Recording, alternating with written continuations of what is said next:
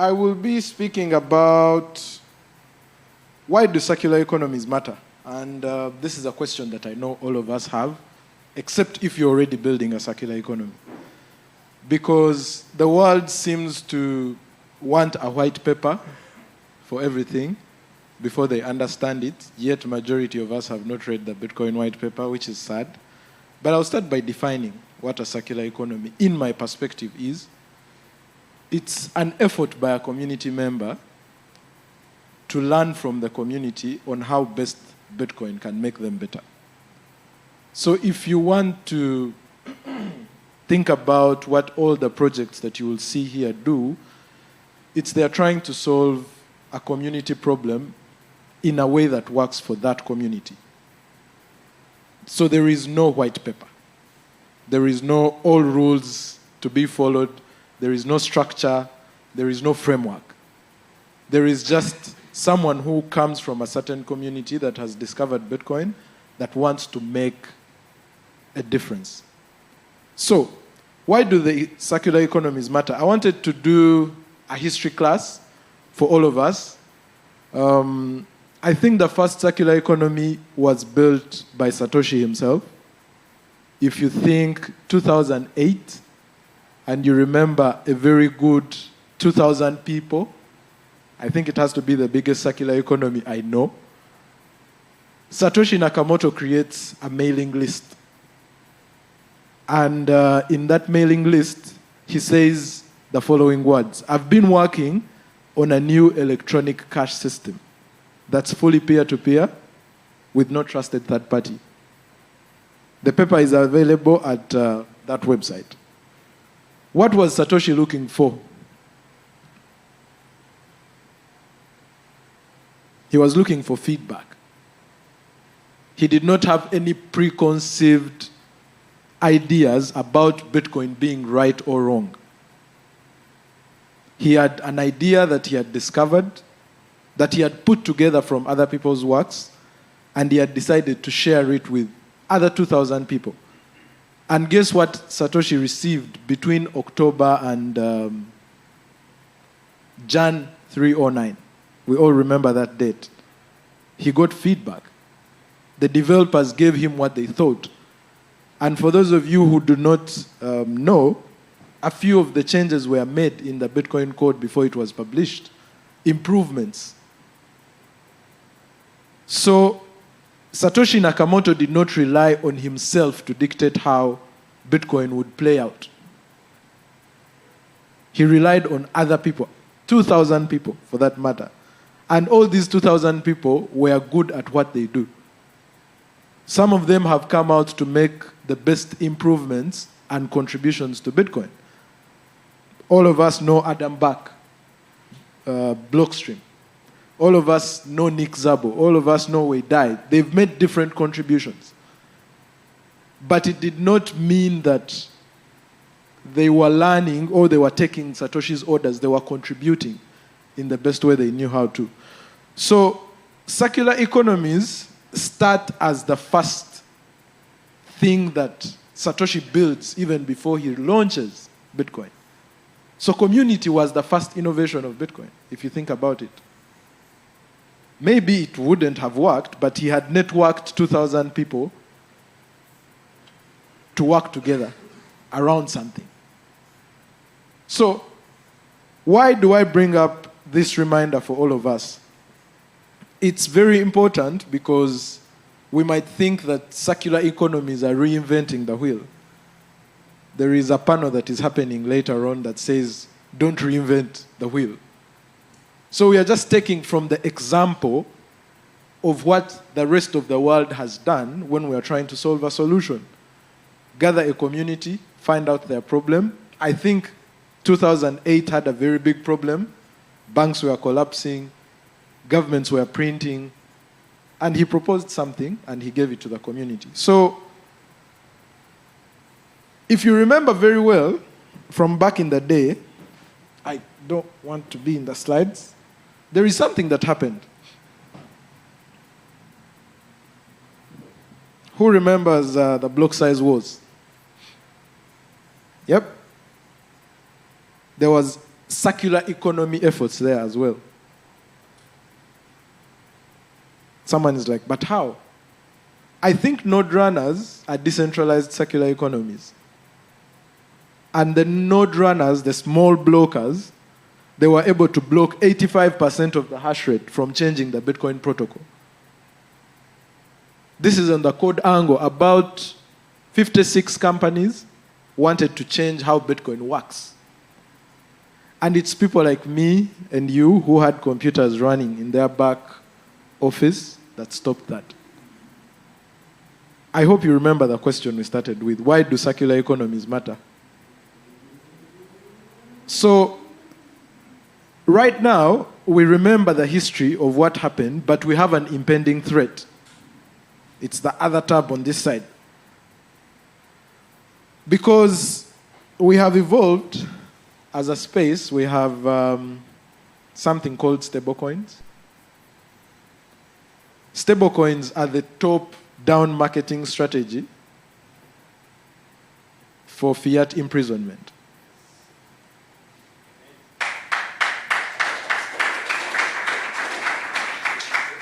And if you ask me, even the brightest Bitcoiners have failed on a strategy on how to prevent that. Guess who is doing the most? Circular economies. Because circular economies are actually proving the narrative wrong of, oh, communities prefer to use USDT, majority of them no dollars. No, they don't. The people in Uganda don't care about the dollar. They care about the dollar only when it is presented to them first, because they've heard about it. When we started with Bitcoin, no one uses the dollar. In fact, whenever I ask them to convert to stable sats, they're like, what's fun in that?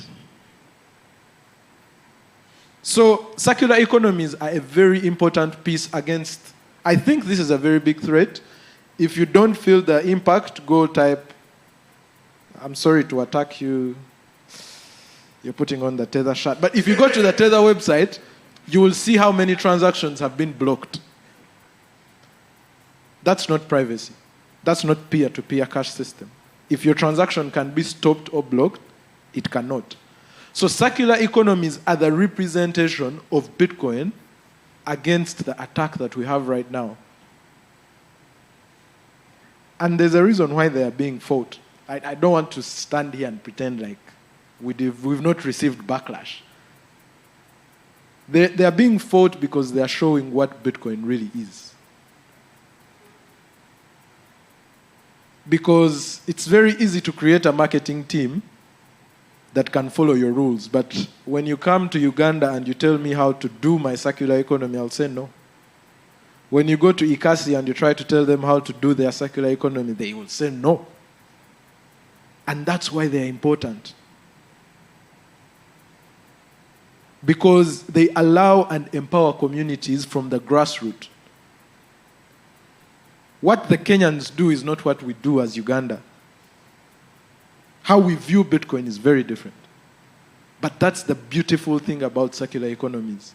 They are built by community members. They are built to impact the person who is next door, not the person who is in the next continent. The projects that we have here have different models, and you will enjoy all of them.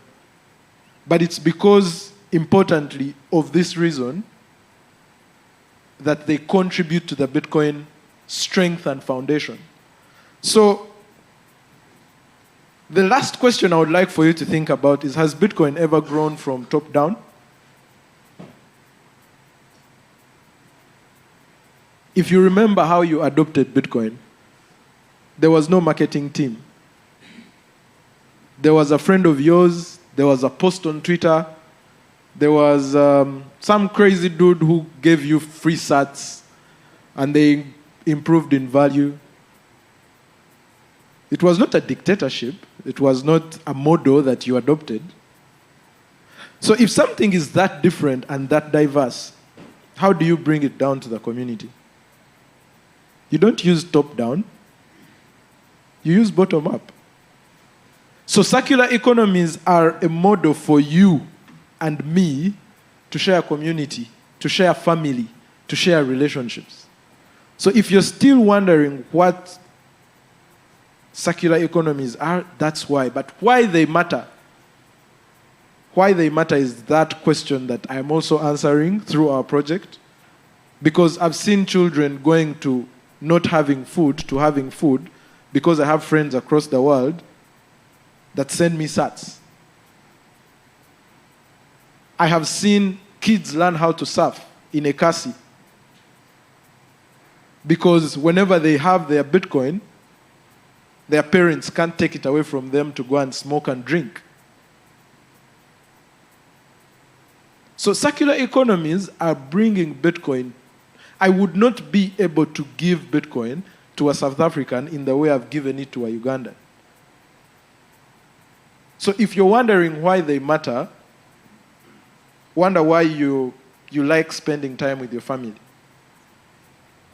That's the first circular economy, and that's why it makes you comfortable. So we've united here to celebrate, I think, the new model of doing Bitcoin. And you all are champions. You are the 2000. So when you get out of here, remind people that I'm the 2000 of this era. Because for 5 years, for 5 to 10 years, before this thing actually got value, it was those 2000. So until someone sees the value of what you're building, you don't have a point to prove. Just keep serving your community. Don't explain. Show. I liked what you said. You want to visit all the circular economies. That's the best way to do it. Don't make statements from hearsay. Circular economies actually have impact, and the impact is not designed for Twitter, it's not designed for Nosta, it's not designed for anyone else beyond the community around that circular economy. And these guys are doing you a favor by being here to just even tell you what they do. I think we should be paying circular economy builders to speak, because they have, people pay for feasibility studies to learn what circular economies are doing in the fiat world. And they are flying here and giving you free information. I think you should clap for all the circular economy builders.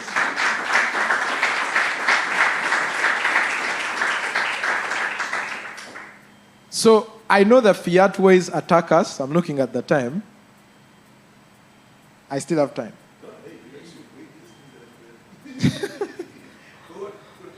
So I think we tend to get lost in trying to get things right.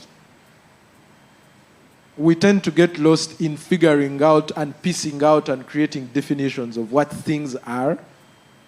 And we forget that whenever we are asked the question of what is life, we all have different answers. So why Bitcoin circular economies matter is because it's life. And we are learning how to do life with a 17-year-old way of exchanging value. So we have to figure it out together as a community, as a family, as friends. Ever since I started the Bitcoin circular economy, my life has never been the same. I'm a businessman, I like making money, but nothing amounts to what you get from a circular economy. Seeing someone go from not understanding Bitcoin to them trying not to spend their Bitcoin is the best feeling you'll ever get. Because then you know they understand everything around fiat and how they're being controlled. And we can't make that process go any faster. In fact, these guys are doing so much. The 44 projects is amazing. So, if you were to take away one or two things from this keynote or whatever this is, circular economies don't matter for you unless you're part of one. So stop trying to scrutinize them. If you want to understand them, go visit them.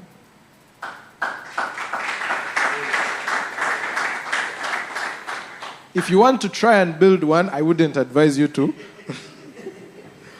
But if you have the balls to change your community, it's worthwhile. It's very inspiring. It's very hard. And that's why it's very easy to point fingers at it.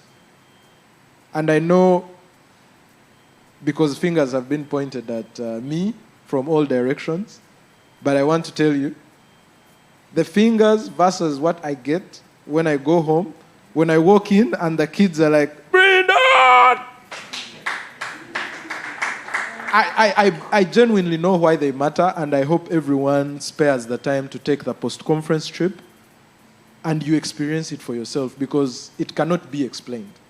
I could only ask you these questions to trigger you, but for you to get why they really matter, you have to visit one of them. Thank you so much.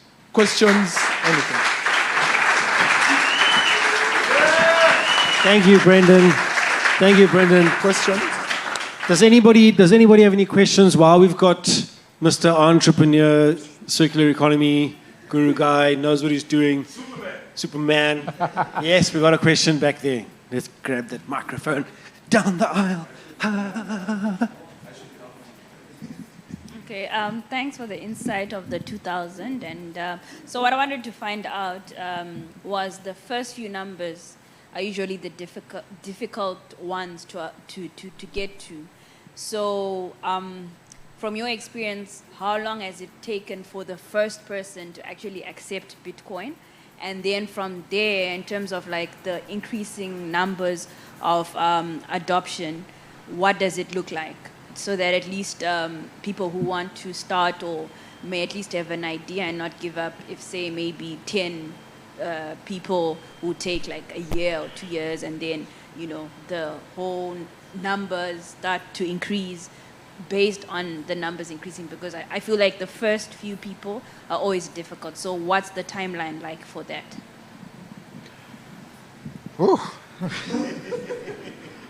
Timelines. Why are you in a rush? Whenever people say timelines, it's like, let's get it done and go. The first person I got onto Bitcoin was my friend. He is still my friend. We do business together. We do the circular economy together. That's why I don't care. Because me and him, we are still friends from high school. We've gone through the last almost 10 years together. So the circular economy has to start at a comfortable place, I think. In 2016, when I discovered Bitcoin, he was the first person I told. It took him 2 years to believe me. And he was my friend. So if you go past the first person, then after the next 2 years, it takes you, so now you have 4 people. So compounding just helps you out. Now, it could have been easier if I could show him, because back then I didn't have money to show him how Bitcoin works. I just knew about it, read about it, told him it might change the world. These days it's much easier, but I highly suggest you start by convincing someone that is close to you, because they can ask you the intimate questions, they can tell you when they are scared. So don't start so far out. Find a friend, find a business partner. If you can't convince your wife about Bitcoin, I don't think you should start a circular economy. Or your husband, you'll just fail. There's no other way to put it. If you go beyond your wife and then you do it for your family and for your friends, then you can think about starting a circular economy, because those people will ask you the hard questions. And those hard questions, you will encounter them on each level of when you go out, friends, family, then relatives, then community. And the more you learn how to answer those questions, the more you shorten the time. So if you think about time, also think about how much time you're dedicating to building it. So if you spend the whole day explaining Bitcoin to your spouse, you might spend quarter a day explaining it to your friend, because the questions they ask you, they are the same. So right now, looking back, it might take me a year. So if you consult me, it might take you 2 months. But sustaining it, I can't help you. It's not really a question, maybe just to add on to what you've been saying and the framing of your question. something I've been thinking about recently. The way you frame the question makes it feel like we're converting people to something. This is just a tool that enables certain things that fiat currency or some other things can't enable. And I quit my corporate job. Truly, a very big reason why I did that. There's some other things, but a very big reason was I wanted to come back and get involved in doing this because it's how I feel, what I'm passionate about, and I do it. I've been speaking to people about Bitcoin now for 5 years. All started ridiculing me, but now there's silence. But they're watching me doing this. They've seen me. I talk about Ronnie and Afribit and the work that we're going to do there.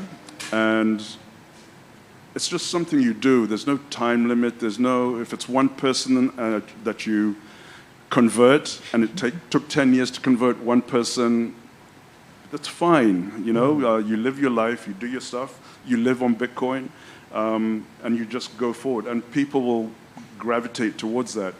It's important that there are people from your immediate circle or your community. You don't airdrop yourself into a community and then walk away after saying Bitcoin, Bitcoin, Bitcoin, and then you walk away. Ronnie lives in the community, his wife lives in the community, and they have the trust over many years of doing something. Truly amazing to see what they're doing there, and I will continue to be involved in that community now with Ronnie and others. I've got corporate people now coming to me going, tell us more about this thing and how can it help our business? That's a different conversation than having, you know, freedom money, you get rid of the government and all this sort of stuff. It's infrastructure. This is how it can help you with whatever. You need to meet people where they are. So it's something I'm trying to get my perspective around as well. Yeah, it's a learning process for me as well. But I think we just need to stop. Bitcoin should maybe second, third, fourth thing that you're talking about. Yeah, it's a tool. Yep. I have to leave the stage. Okin is not looking at me well. He has said something insightful. Instead of trying to teach people about Bitcoin, live on Bitcoin. People will follow you.